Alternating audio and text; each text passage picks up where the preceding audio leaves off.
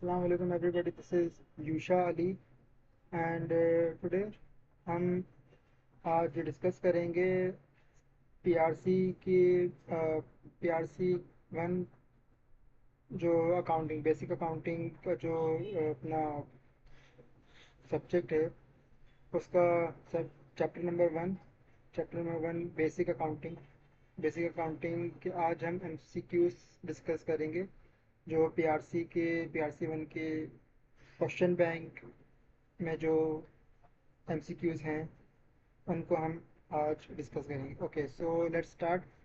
So the first question is goods purchase on cash is an example of what? Simple transaction, complex transaction, one of transaction और capital receipt. बेटा इसका answer है ए, simple transaction. जी, इसका answer है simple transaction, क्योंकि ये एक simple transaction है, इसमें कुछ कॉम्प्लेक्सिटी नहीं है. आपने चैप्टर नंबर वन में पढ़ेगी मुख्तलिफ ट्रांजेक्शन की, simple transaction and complex transaction, one of transaction and regular transaction, capital receipt and revenue receipt. तो ये सिंपल ट्रांजेक्शन है क्यों? क्योंकि ये कोई कॉम्प्लेक्स ट्रांजेक्शन नहीं है, सिंपल सी ट्रांजेक्शन है. गुड्स आपने परचेज की कैश पे तो उसकी क्या एंट्री बनेगी? Purchases debit and cash credit. ठीक है ना, कोई कॉम्प्लेक्शन नहीं है इसके अंदर, यानी कि कोई अप्रूवल प्री पेमेंट का हिसाब नहीं है, कोई वन ऑफ ट्रांजेक्शन ये नहीं है, क्योंकि गुड्स जो आप परचेज करते हैं अपने बिजनेस के लिए वो रूटीन में आप परचेज करते रहते हैं, कोई एक मरतबा परचेज करके नहीं रख देते हैं. कैपिटल रिसिप्ट कोई रिसिप्ट नहीं, क्योंकि आप कैश पेमेंट करें तो ये कोई रिसिप्ट ही नहीं है. तो यह सिंपल ट्रांजेक्शन. ओके जी. Next question is which account will have a debit balance in case of increase? कौन सा अकाउंट अगर डेबिट होगा तो वो इंक्रीज होगा? So option number one drawings account, option number B B option है revenue account, C discount receive and D capital account. तो इसका आंसर है A, drawings account.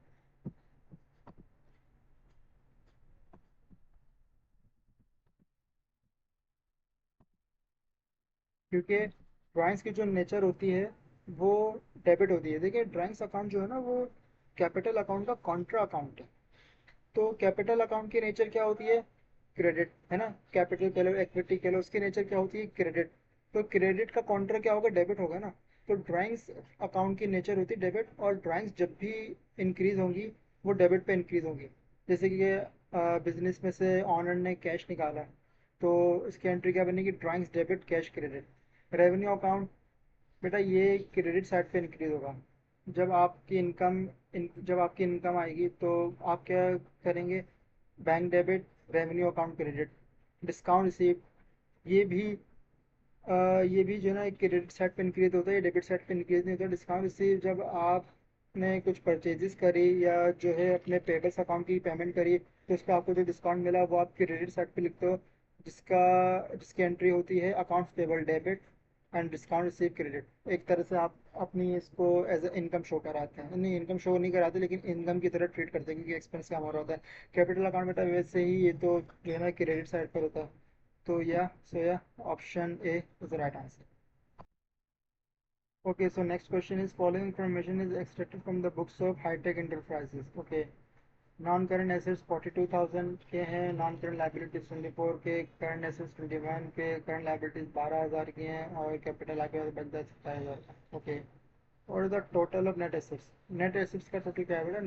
Net assets का फॉर्मूला क्या होता है? Assets minus liabilities, assets minus liabilities equals to net assets. Net assets के लें या कैपिटल के लें, बात एक ही है. अच्छा, यहाँ पे मैं आपको जो है ना इसका सम भी करके दिखा देता हूँ. Non current assets and current assets कितने हैं? 42,000. मैं यहाँ पे थाउजेंड इसको हटा रहा हूँ, बस 42 प्लस करंट एसेट्स 21, एसेट्स आ गए 63. नॉन करंट लाइबिलिटीज़ कितनी है? 24, और करंट लाइबिलिटीज़ है 12,000. तो ये बन गया आपके पास 36,000. बेटा एसेट्स माइनस लाइबिलिटीज 27,000 का कैपिटल. तो option D 27,000 is the right answer.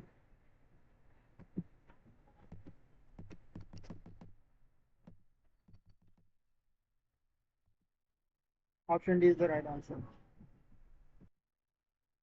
So here is the next question. Following information is extracted from the books of Naqib Enterprises. Okay. वही एसेट्स लाइबिलिटीज और कैपिटल की इंफॉर्मेशन दी हुई कि कितना कितना है। और हमसे पूछा जा रहा है what is the total assets. Total assets भाई किस तरह से निकालते हैं, बहुत ही आसान है। करंट एसेट्स और नॉन करंट एसेट्स को प्लस कर देंगे। करंट एसेट्स यहाँ पे कितने हैं 66,000। नॉन करंट एसेट्स कितने हैं 45,000। प्लस कर देंगे दोनों को 111,000। Option B is the right answer.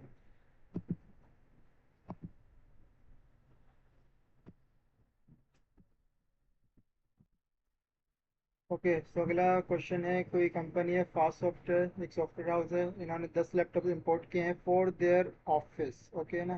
This is so this is so most important point.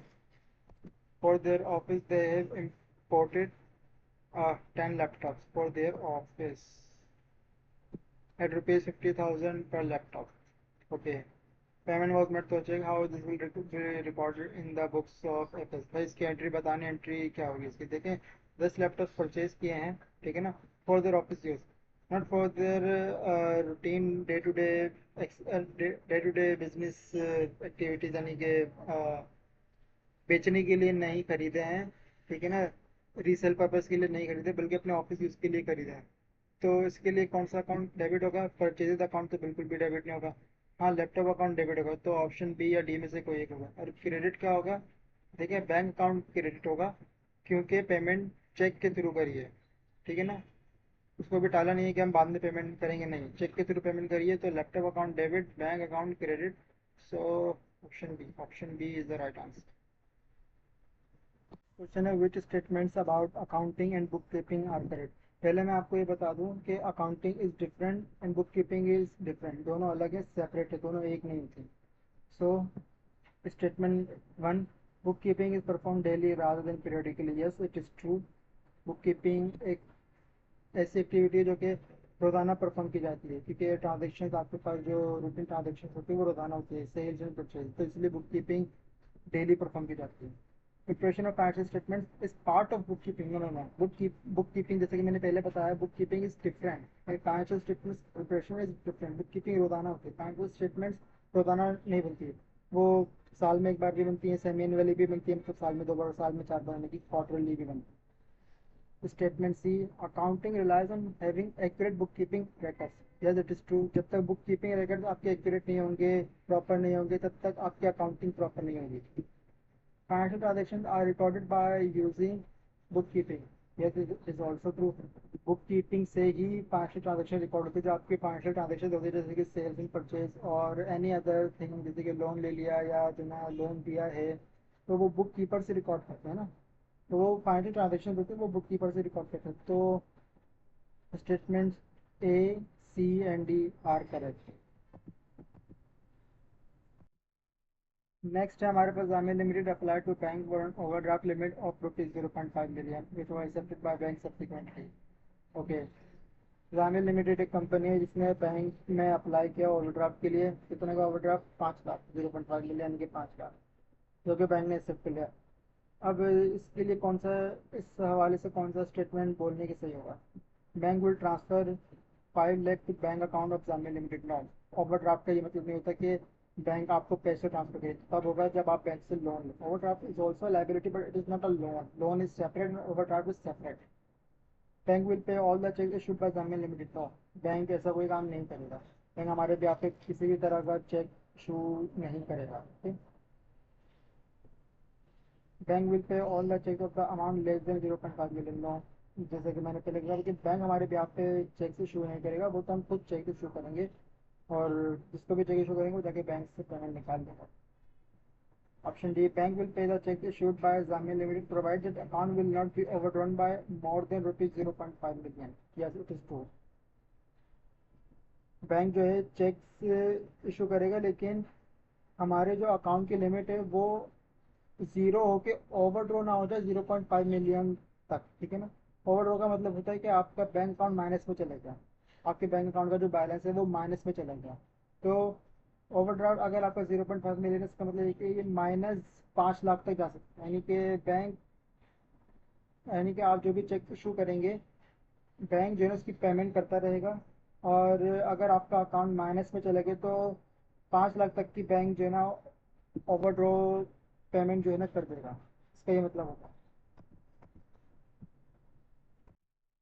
Next है हमारे पास, which of the following combination includes only liability? Machines, debtors, cash, non assets है। ऑप्शन बी क्रेडिटर्स यानी कि accounts payable, bank overdraft जो कि मैंने ऊपर बताया कि एक लाइबिलिटी है, बिल्स पेबल ये भी लॉन्ग टर्म लाइबिलिटी कहलाती कराई जाती है। तो यह option B is the right answer, ये तीनों हमारी लाइबिलिटी हैं। बैंक इज आर एसेट, ठीक है ना। सेल्स हमारी इनकम होती है। Payables payables is our payable is only our liability. Loan obtained, loan issued, creditors creditors हमारी लाइबिलिटी होती है।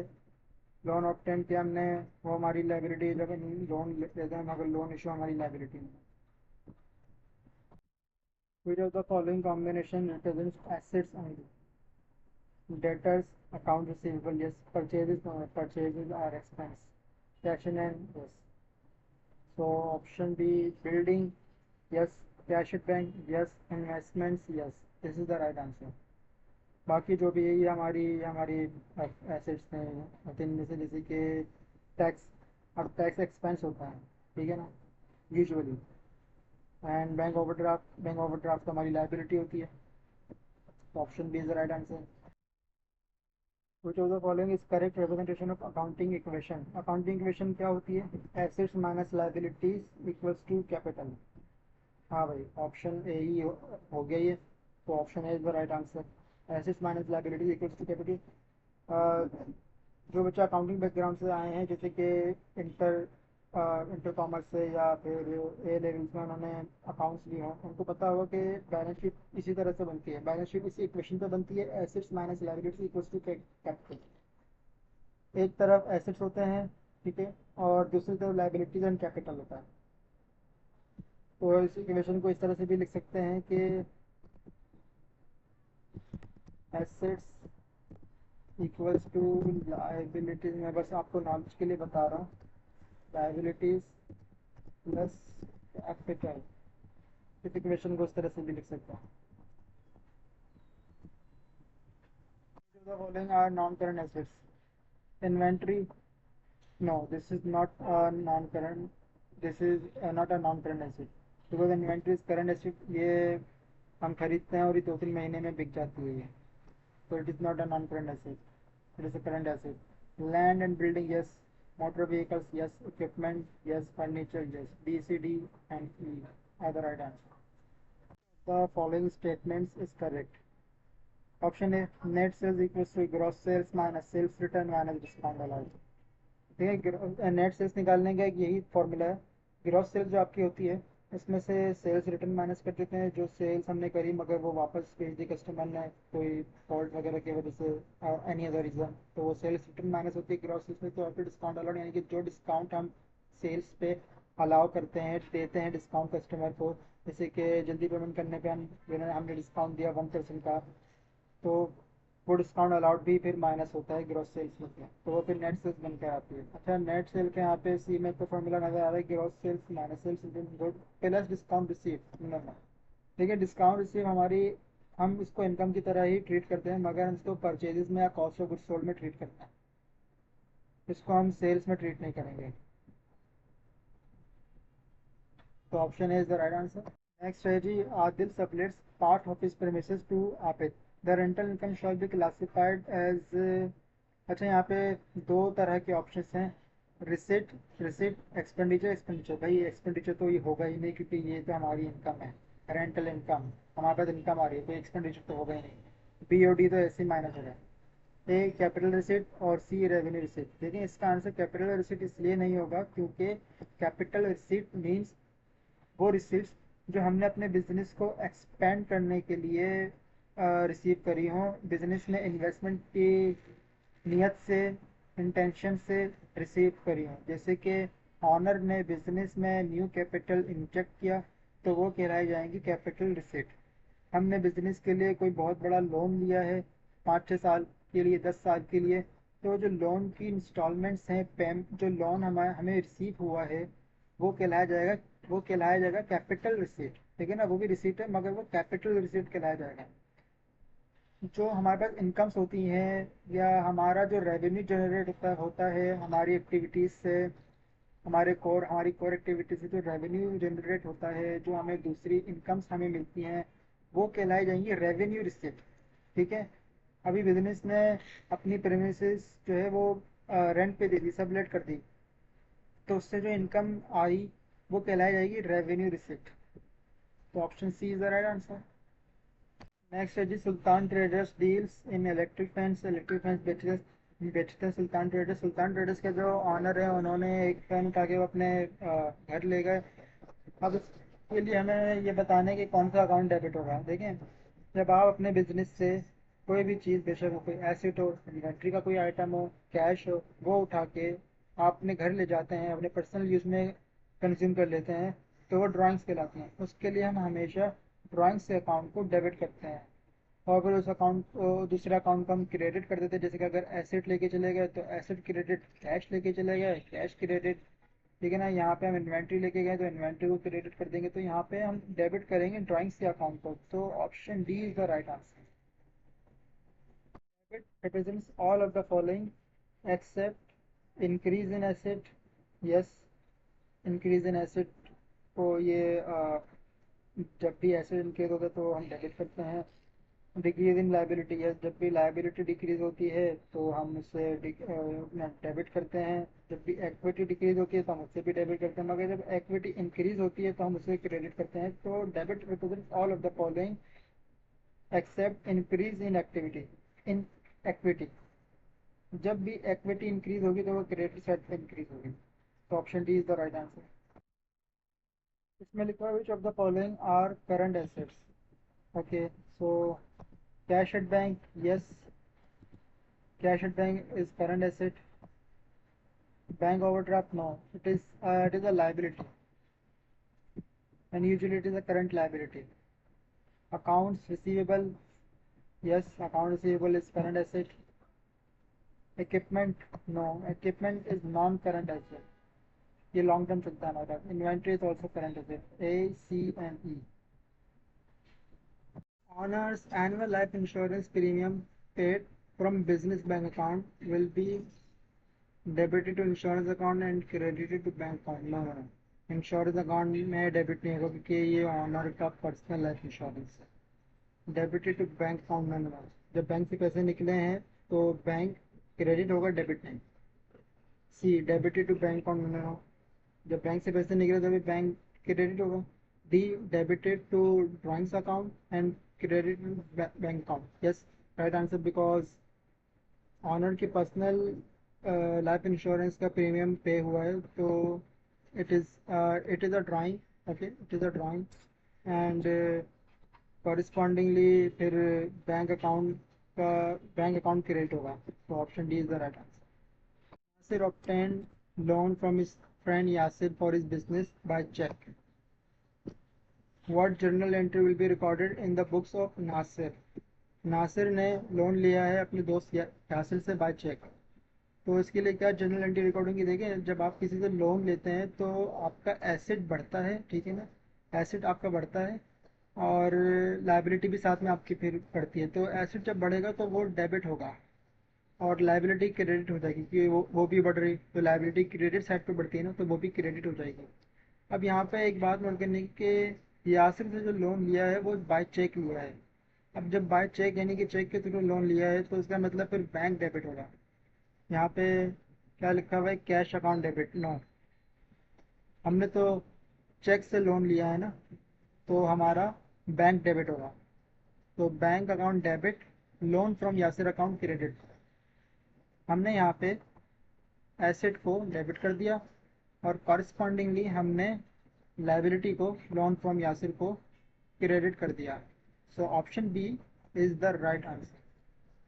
यहाँ पे ऑप्शन सी एंड डी है, इसमें हम ये लोन फ्रॉम यासिर अकाउंट को डेबिट कर रहे हैं, जबकि ये तो लाइबिलिटी है और लाइबिलिटी तो इंक्रीज हुई है तो उसको क्रेडिट करना चाहिए मगर उसको डेबिट कर रहे हैं। तो इसलिए ऑप्शन सी और डी बिल्कुल भी सही नहीं है। Option B is the right answer. Okay जी, so things are getting some technical, देखते हैं। New look transport limited NLTL ने एक वैन परचेज करी है एडवांस मोटर से। वैन परचेज करी है 5 मिलियन रुपीज़ की, तब 1 फरवरी 2022 को, ठीक है ना, 1 फरवरी 2022 को वैन परचेज करी है 5 मिलियन रुपीज़ की। अब NLTL ने क्या किया, उसी दिन 2.2 मिलियन पेमेंट कर दी, ठीक है ना। उसी दिन 1 फेब को ही 2.2 मिलियन की पेमेंट कर दी, यानी कि 50 लाख में से 22 लाख की पेमेंट कर दी, सीधा सीधा बोलूँ तो।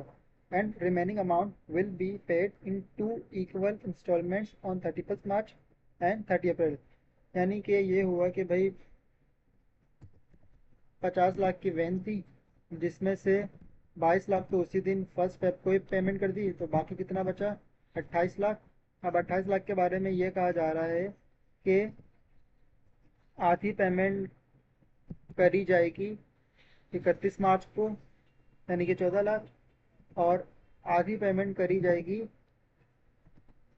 14 लाख रुपए की आधी पेमेंट करी जाएगी 30 अप्रैल को। यानी कि 1 फेब से अगर खड़े होकर देखें तो 14 लाख रुपए दिए जाएंगे कोई 2 महीने के बाद, और नेक्स्ट 14 लाख जो है वो दिए जाएंगे कोई 3 महीने के बाद। अब हमसे ये पूछा जा रहा है what journal entry will be pass in the books of NLTL on 31 मार्च 2022। हमसे ये नहीं पूछा जा रहा है कि 1 फेब को क्या एंट्री रिकॉर्ड होगी, जब वैन परचेज हुई होगी तब की एंट्री हमसे नहीं पूछी जा रही। हमसे ये पूछा जा रहा है कि 2 महीने के बाद, जब 14 लाख यानी कि 1.4 मिलियन की पहली इंस्टॉलमेंट पे करी होगी, तो तब क्या एंट्री रिकॉर्ड होगी। देखें, जब हमने जब कंपनी ने NLTL ने जब परचेज की होगी वैन, तो इन्होंने क्या एंट्री बनाई होगी, इन्होंने एंट्री बनाई होगी एसेट अकाउंट डेबिट 5 5 मिलियन नहीं, मैं बल्कि इसको 50 लाख लिख रहा हूँ ताकि जो ना समझ में आए आपको। 50 लाख डेबिट कर दिया एसेट से, और 22 लाख रुपए की पेमेंट कर दी थी ना, तो बैंक डेबिट 22 लाख से, और लाइबिलिटी क्रेडिट कर दी होगी एडवांस मोटर अकाउंट के नाम से। एडवांस मोटर अकाउंट के नाम से लाइबिलिटी क्रेडिट कर दी होगी 28 लाख की, ठीक है ना। अब जब हमने अब जब कंपनी ने 31 मार्च को एडवांस मोटर को 14 लाख यानी कि 1.4 मिलियन रुपीज़ की पेमेंट करी है, तो एंट्री क्या रिकॉर्ड की होगी, एडवांस मोटर जो 28 लाख से खड़ा हुआ था उसको डेबिट कर दिया 14 लाख से, और बैंक अकाउंट को क्रेडिट कर दिया होगा 14 लाख से। 14 लाख बोले तो भाई 1.4 million. So option A, advance motor account debit 1.4 million, यानी कि लाइबिलिटी कम हुई है तो उसको डेबिट किया है, और बैंक अकाउंट को क्रेडिट किया, यानी कि बैंक से पैसे गए तो बैंक अकाउंट को क्रेडिट कर दिया 1.4 मिलियन से। Option A is the right answer.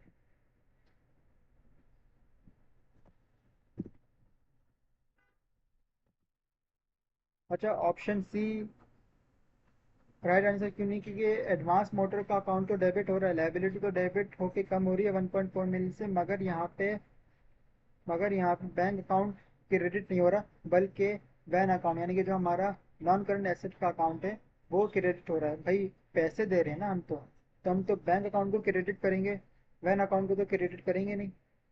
इसलिए ऑप्शन सी भी नहीं है। यहाँ पे वैन अकाउंट यानी कि हमारा एसेट का अकाउंट डेबिट हो रहा है, भाई ऐसा कुछ भी नहीं है। एसेट का अकाउंट तो हमने 50 लाख से यानी कि 5 मिलियन से 1 फेब को ही डेबिट कर दिया था। तो option A is the right answer. Accountant has prepared the following list of expenses. एक ट्रेनी अकाउंटेंट एक्सपेंसेस की लिस्ट प्रिपेयर करे कि कौन कौन से आइटम एक्सपेंस की हैं। हमसे पूछा जा रहा है which of the following are correct in relation to expenses. Okay, so carriage inwards, yes, carriage inwards are expense. Carriage outwards are also expense. Commission received, no, this is income. Salary is expense, yes, this is also expense। ठीक है। Carriage inwards का मतलब, जब हम जब हम purchases करते हैं तो हमारे पास जो माल आता है वो किसी लॉरी ट्रक या फ्रेट चार्जेस के थ्रू आता होगा, या फिर फ्रेट चार्जेस के थ्रू या लॉरी ट्रक के थ्रू जब माल आता होगा तो उस ट्रांसपोर्टेशन की एक कॉस्ट होगी, तो उसको कहेंगे कैरेज इनवर्ड्स। अच्छा, ट्रांसपोर्टेशन कॉस्ट जब भी लगे तब भी लगेगी जब हम सेल्स कर रहे होंगे, अपना माल बेच रहे होंगे और हम कस्टमर्स तक माल अपना पहुंचा रहे होंगे। तो जब हम कस्टमर्स तक अपना माल पहुंचाएंगे तो उसमें जो ट्रांसपोर्टेशन कॉस्ट लगेगी वो कहलाई जाएगी carriage outwards. Carriage inwards, carriage outwards, both are transportation expense, but carriage inwards occur when we purchase and carriage outwards occur when we sales. जब हम सेल करते हैं तब carriage outward का expense लगता है। So they both are expenses. Commission receipt is not expense because it is an income. Commission receive किया आपने तो income। Salaries expense, salaries दे आपने अपने स्टाफ को तो ये भी आपका expense हुआ।